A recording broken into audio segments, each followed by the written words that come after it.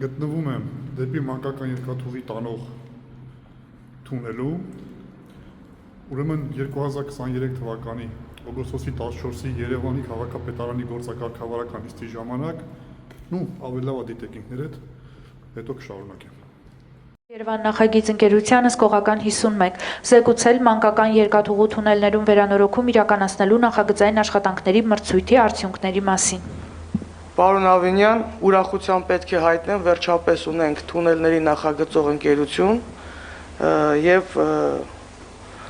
հանդիպել եմ նախագծող ընկերության հետ, խոստացան շատ արագ նախագծման աշխատանքներն իրականացնել։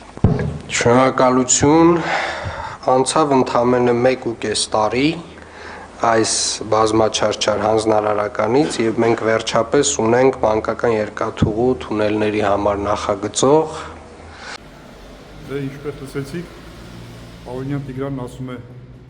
անցավ 1.5 տարի եւ վերջապես գտանք նախագծող ընկերություն։ Այո, ճիշտ է ասում։ Գտան նախագծող ընկերություն։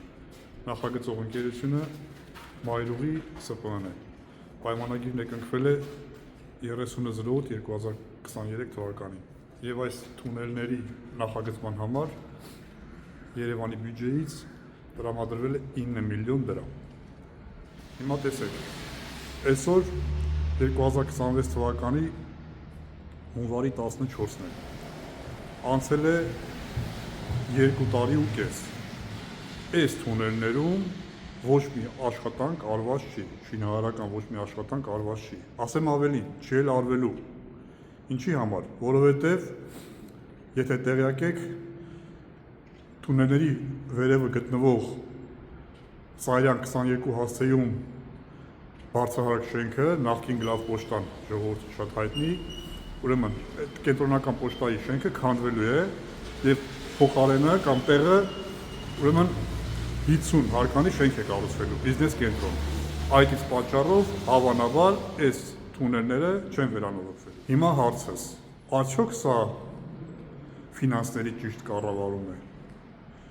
Արդյոք սա երևանցու